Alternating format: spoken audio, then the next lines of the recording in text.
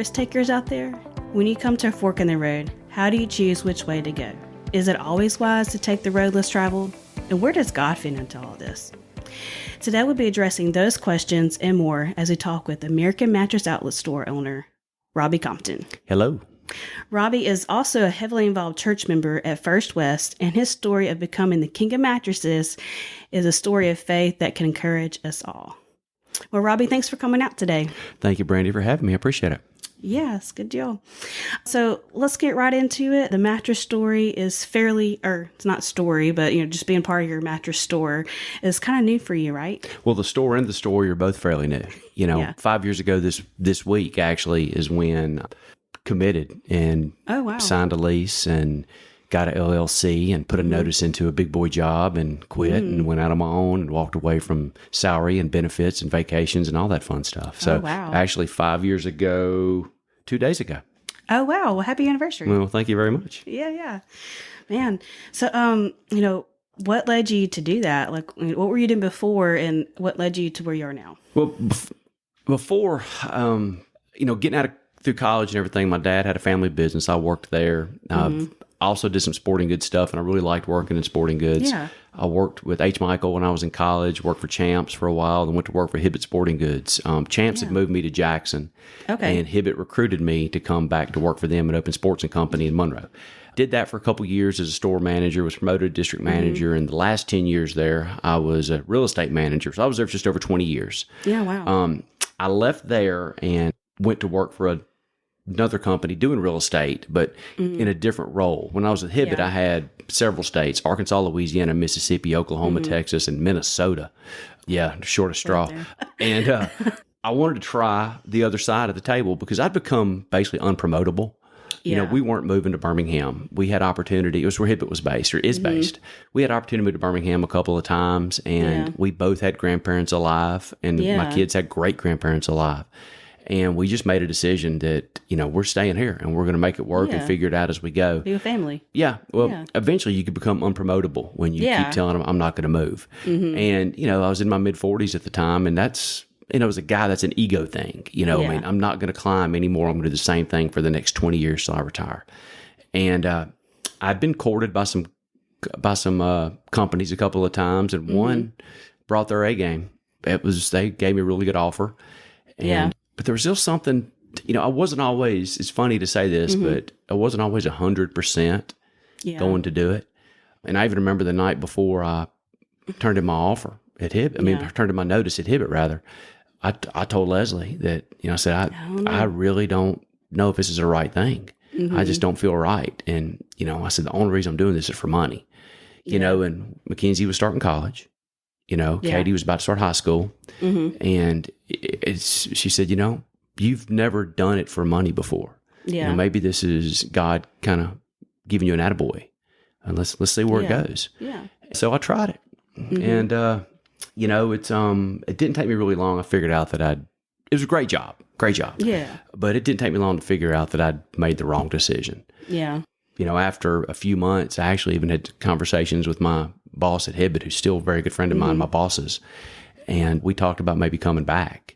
Yeah. And the joke was always, they always come back, Yeah. So, but it just, we weren't able to make it happen because of the timing issues. It was just timing and logistics and everything. It just didn't work. And eventually decided I was going to open my own business. Yeah. You're like, man, cards are down. What else do you do? Yeah. Yeah. So, was during all that, I'm assuming there was kind of a little bit of a long period of time, maybe a few months, or was it a year? No, I was only with that other company for a year. For a year? And so, after I started working for him in September on Katie's birthday on September 6th. By Christmas, I knew that I was going to have some challenges if I was going to keep doing this. And I was starting to be successful with what I was doing. I was leasing some properties, and it was working. But early spring, it really kind of hit me in the face. And I was like, this is not going to work. Yeah. And by the end of May, 1st of June, I just knew that I was going to have to do something. But there's the fear. Because, when you work for a company and you've got benefits and you've got retirement and you've got vacation and you've got stability and you're a dad, I don't know if it's an ego thing or if it's just the fact that I'm the dad. I'm the quote, quote, breadwinner guy. I'm taking care of my family. The provider. Right. And I didn't want to let my girls down. Yeah. And there was a big part of me thinking, well, one, I failed. I should have trusted my gut. I shouldn't have jumped for the money. But it was a failure thing, and it was a big ego thing for me at first. And once I got past the ego thing, which didn't really take that long, it was like, we got to fix it. Let's get out of this. I'm not going to sit in a funk. I'm not going to get to a point where it starts going downhill. And funny, at university, I'd gone to university up in the mountains at Shepherd of the Ozarks. And is that a camp? Yeah, with First West. Yeah, that's what I thought. With the student camp. I went up there, and that week is when it became plain as day to me. You're going to have to do something else. Wow. I had some conversations with God. I had a bunch of conversations with God, and it just became evident that you're going to have to do something else. Wow. So you got ministered to as like a chaperone up there. Oh gosh, yeah. Yeah. Every time I've been involved with a camp or something, and even now I teach a student boys life group. Every week I get ministered to. Oh yeah, I love camp. So camp is awesome. So like, what were some things like you were praying for? Like anything specific, like sign of some sort? Clarity was a big one.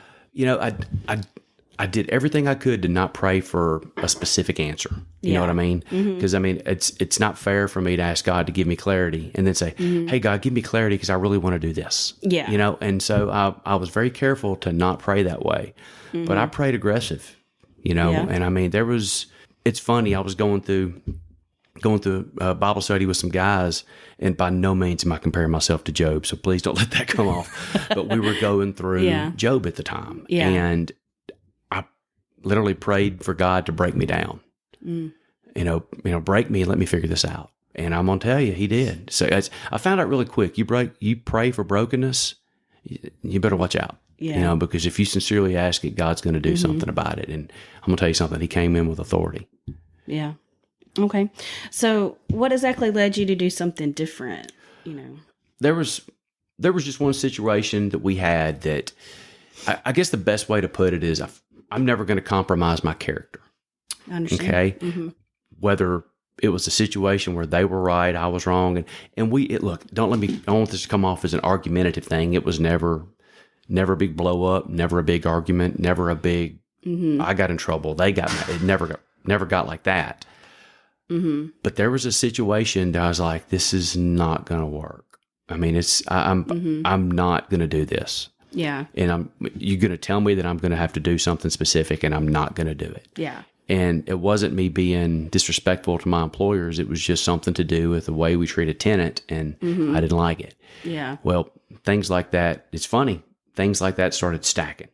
Yeah. They'd never stacked before. Yeah. And they started stacking. And I honest to goodness, think that was the good Lord just kind of helping me get pushed in the right direction. And I got to a point, it's like, people, sometimes people look at things differently. You may think something's right. I may think something's wrong, vice versa. This just kind of got to a head, and I just couldn't do it anymore. Yeah, it's like just exposing your heart and who you are as a person too. Yeah. And like I said, I'll say this all the time, and I just said a second ago, you're not going to compromise my character. You're not going to change what I believe. Yeah. And especially if I believe that it's right. Well, yeah, we're just how to treat people, and God tells us, to love others and to love Him. Absolutely. Like that's our two commands. So that's a great thing. Okay, so now we know why you moved on, but what's with the mattresses? Like, how did that come into play? Could have been anything. Why that? I jokingly tell people, sometimes that's the widget that God gave me. You'll do all kinds of things when desperation kicks in, jokingly. But I had a buddy in Baton Rouge, still have a buddy, talked to him yesterday, finally he's about to be a grandfather. We did real estate stuff together. We did a lot of real estate stuff when I was at Hibbett. Opened a bunch of stores with these guys. And it's his previous life, he was in the furniture business. He had several rental furniture stores, and before that he worked for a mattress company as a sales representative. He had opportunity to do some closeout stuff. There was some big national retailers that were closing their stores. Yeah. And they needed somewhere for this stuff to go. And he'd been asking me over and over and over again to come do this with me. Just open a store and it'll run itself. And we were at a ribbon cutting for a shopping center we did one day. He asked me, and this was in 1st of June, of that year, and by June 6th or something. And he said, when are you going to come work with me? I said, you know what, dude? You got me on the right day. And we started having conversations, and that conversation eventually went from me working for him, for me opening my own store and working with him, and using him as an outlet. I'm going to tell you, it's a good story with Mitch, my buddy Mitch. He had just been saved. Wow. And he was going through a lot of things in his life at the time, and God brought us together at the perfect time, because his twin brother and me were like the best of friends. Mitch and I didn't really hang out. Yeah. And it's completely flipped. And Mitch and I, we've gotten to be so close. But I told him, I said, look, man, I don't know anything about opening a business. I don't want to deplete all of my savings to do something. What are we going to do? And he said, I tell you what, let me work as a wholesaler, and I will set you up. And he basically fronted me mattresses and set me up on almost a consignment deal for the first few months to help me get going. But it was still all the overstock type stuff. Yeah. And I did that for a while, and I couldn't have got going without him. And this started, we opened in August. Yeah. And it was like that probably until right at Christmas. And I became self-sufficient after that. Consignment was going away. I was still buying from him, but it was kind of a pay-as-you-go kind of deal, which worked out good for me. I like COD. I don't like having to owe money. Yeah. And it worked. But eventually I figured out that I really like the mattress business, but I don't like the overstock business, and I don't like that kind of business, And so I started working on finding some vendors, and I found a couple of vendors that I really like, and so far it's working. It's the widget guy gave me. Yeah. Well, were there any specific hurdles you had to face and deal with? And if you did, how'd you do that? Well, I said a minute ago too. One of the biggest hurdles I had to deal with was my pride. Yeah. You don't want to let your wife down, and don't want to let my kids down, and don't want to let myself down. And I had a lot of people telling me, are you sure this is what you want to do? Because I'm telling you, you still think about it, and I say it out loud. I'm going to open a mattress store. It doesn't make sense, because you don't get a lot of local people that do that anymore. It's really hard. But the hardest thing, I guess, was when I was getting my heart back to thinking about going back to Hibbett and sort of having those conversations. There was never any offers or anything, but I really loved working for Hibbett. Yeah. I still love those guys. Some of my best friends either still work there or have recently left or whatever. And that was the toughest part, because when I left them, went to work for somebody else, I felt like I let them down. I burned bridges, but I really didn't burn bridges, because they would have taken me back. But in my mind, I burned bridges because I left. Yeah. And then I just failed. And that's a hard thing for a 45, I guess, with that middle-aged guy, with a wife, a daughter in college, and a daughter in high school, to sit back and look at. I failed. Yeah. I've 20 years at one company, and had a pretty good name with them and a pretty good name in the industry, and had some success, and I failed. And so probably the biggest hurdle I had, Brandy, was my pride. Yeah.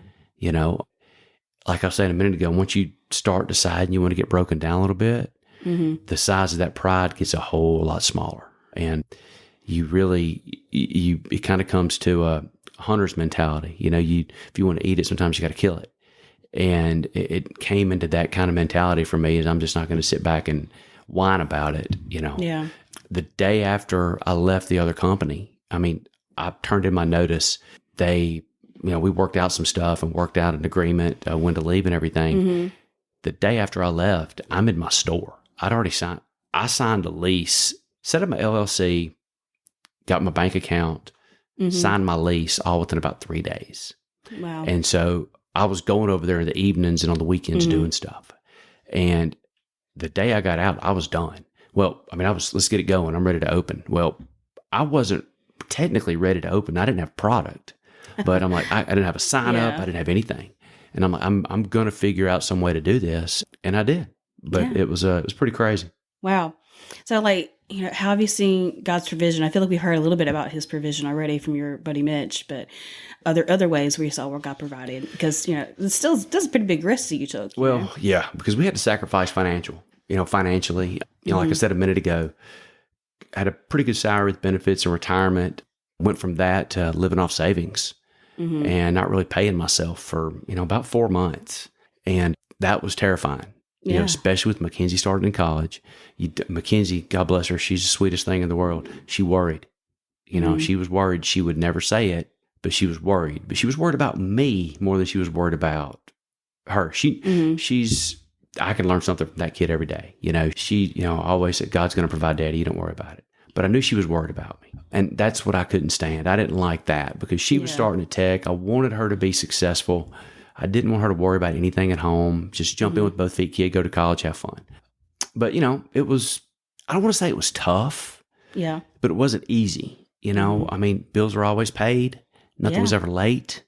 We went without, but we didn't really go without. God provided. We went without the extra stuff. Yeah. I mean, but you didn't need it. Yeah. You know what I mean? I didn't need it. And you found out really quickly what I need and what I don't need. I mean, it wasn't like I was going and living in a shed. You know what I mean? But we just found out really quickly, there's a lot of stuff we don't need, and you can do. And I don't know why, but like I said, God smiled on me, and it's been awesome ever since. That's great. How has this process drawn you close?er to the Lord? Well, one thing I've said a bazillion times, you've heard it, is meaning God is sovereign. Yeah.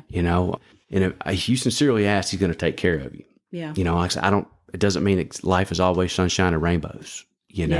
God has blessed me, and He's blessed my girls in so many ways, and I just got to a point where I was mentally broken and, struggling every day to go to work. And it's just a tough place to be as a husband and a dad when you're really doing everything you can to provide for your family, because you don't want to let anybody down. But, like I said, He was sovereign. And when I made the decision to open it up, before I ever made a sale, I was happy. I really don't know how or why it worked, but it did. And just knowing that I've learned, because I've got a lot of stuff to work on in my life, and I have to every single day. Yeah. But I've just seen God bless me and my family in so many ways. And it's just making, if that doesn't draw you closer to God, nothing does. Yeah. And it's blessings when you ask for blessings, but blessings when you get them when you're not expecting it. Yeah. And it's just, I feel like you got a little bit both in on that. Yeah. It's just a little lagniappe. It's been really cool. That's awesome. Yeah. Were there any special people that were talking into your life? Oh yeah. Who were some of those people? Well, at the time I was, I can't remember if I was deacon chairman, if I was vice chairman. I think I was vice chairman at the time. And I met with the officers, which was Tony Diaz and Jeff Glover. Every Wednesday before our meetings we would have, and Michael Wood would be there, and so would Tim Spencer. And they got to walk through this with me, probably more than anybody else. And that eventually turned into Tim and Tony and Jeff and I starting a D group together. And, we would meet for breakfast and have Bible studies and stuff. And those guys right there, and Michael, Tim and I got to be really close, but Michael's our pastor, which, we know that obviously, but he's also my neighbor, and he's gotten to be a really good friend of mine. And for somebody that much younger, Michael's about 10 years younger than me, just godly wisdom, godly wisdom I got from him. It was funny with Tim and Tony and Jeff. Something was going on with us all professionally at the same time, and it was all some kind of a different scale. And we were all there for each other at the same time. And so, there were times when, okay, I have a history of being a bit of a crier, right? When I get emotional and it shows. Well, there were times where we would have stuff and I'm going to break. Well, somebody else might break. So, and there were times that we were breaking and we were having some of the best conversations that you don't just have as guys all the time. Yeah. And it's funny because you look at the four of us, we just don't look like the kind of four guys that would, we're going to go on vacation together. We're going to go hang together. But they've gotten to be three of my best friends, some of my best people. And we are so opposite. And it's, those guys to this day, I don't know what I'd do without them. That's good. That's really good stuff. All right. For those who don't know, can you just back up for a second and explain exactly what a D group is? Yeah, it's a discipleship group, where you, we don't just do it at our church. A lot of churches do it, but it's basically Bible study on steroids. Yeah. Where you have a structured Bible study. And if you may not be like me, if I don't have something structured, I'm all over the place. Because I don't know if you've ever tried to start with page 1 and get to page 1157 of your Bible. It's the hardest thing to do in the world. Yeah. But going through your D group, is a way of going through the Bible, hitting the high spots and a lot of the meat and a lot of stuff that you would never do, tying things together over a 12-month period. And we did it, and it's really cool. Yeah. And I think we can, all know about the benefits that you've, gotten from that. Oh, yeah. Yeah. Was there anything that one of them said during your startup years that stuck with you or encouraged you the most? I don't know if it's anything in particular, but what they did, they always checked on me. Yeah. You know what I mean? Mm-hmm. And I remember it's so funny to me to think back on when we'd pray together, and the way we would always do it. When we'd end our meetings, end our breakfasts or lunches, whatever it was, we'd always pray for each other. And we don't regurgitate prayer over each other all the time. I'm going to pray for him. He's going to pray for him. He's going to pray for him, and he's going to pray for me. And we always would pray for each other like that. And it was always great. And just the way we encouraged each other was great. But it's always funny to me how, and Michael was always, I don't know why, but when Michael, I guess because he was a pastor, but when he would, oh, pastor's coming. Yeah. When he would pray and, how God's going to use us. And he would say through the sale of mattresses. And to me, that would always sound so silly. Yeah. You know what I mean? Mm-hmm. But now I can tell you it's not. Yeah. Because, this week I got to pray with a customer that just found out he had ALS. Oh, wow. In the store. And I've prayed with customers that had cancer. I've prayed with customers that have had house fires. I've got to pray with customers that have had death in the family, or, you've no idea. Buying mattresses is not just my back hurts. Yeah. We're having to put my mother in an assisted living. Yes. My dad's got cancer. He's been in the hospital all this long, and he can't take care of himself. And my mother needs a bed to sleep next to him because they can't sleep in the bed together anymore because of whatever reason. And my husband sleeps in a recliner because he has cancer. Yeah. And he can't lay flat anymore. And how can we fix that? It's those are the things that, when I say that God smiled on you, and you get to do things for people. Mm-hmm. People let their guard down a lot of times. And a lot of times it's still, I need a pillow top for my camp, There's still a bunch of that, or we need a better mattress. But those are the reasons get that I'm doing hear a little bit of their lives and really get to minister when you, to them. When you get to hold a man's hand that you've known your whole life, and you remember him when you were playing ball and he was a coach, and he's got ALS, and his wife tells you it's going down for him every single day. And you see this man that you remember so strong. Yeah. And now he's not anymore. And you get to put in a position to pray with him. And you see him crying. Yeah.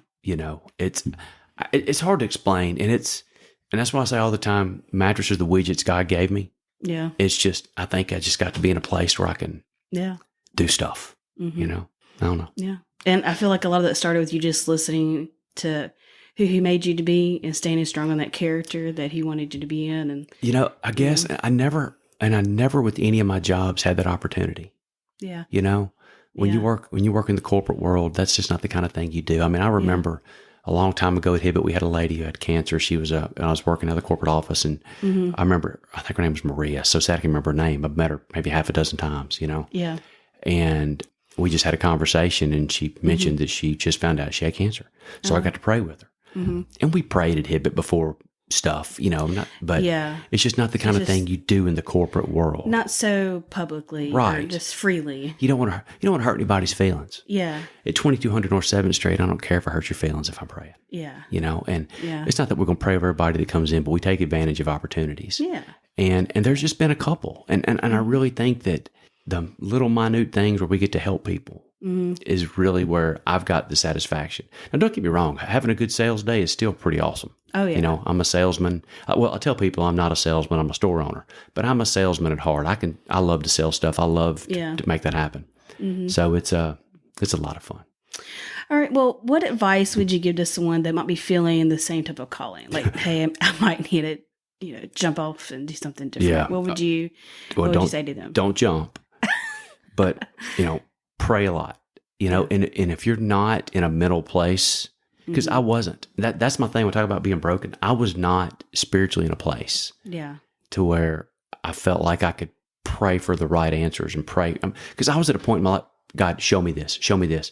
And once I got past that, I got my brain to where I was, just praying. Mm-hmm. It helps. So pray a lot and seek wise counsel. Yeah. There's a lot of people smarter than me. Mm-hmm. And not just the guys I talked about. I've got some of my best friends that I talk to daily, and we look out for each other. Yeah. And I went to them, and that's what I do. Use your friends, use your family. Yeah. Be prepared to be told that you're wrong. Yes. You know what I mean? That's hard. And here's some no's. I've heard a lot of no's, especially, start when I've done this and whatnot. But, it's a good thing. You got to do it. You just got to keep doing it anyways. Yeah. Yeah. That's right. Yeah. Well, there you have it, guys. Pray without ceasing and surround yourself with good people, good counsel, good Christian people. All right. Well, thanks for coming out today, and thanks for sharing with us. Well, thanks, Brandy. I really enjoyed this. I appreciate it. Yeah, it's good. It's good to hear from somebody who's had to do it all. We don't always get to have these, hear these conversations, hear these stories. So, yeah. My name is Robby, and this is my story of the middle. And I'm your host, Brandy Bostic, and you'll be listening to the Up From the Muck podcast. Psalm 40, verse 2. He brought me up from a desolate pit, out of the muddy clay, and he set my feet on a rock, making my steps secure.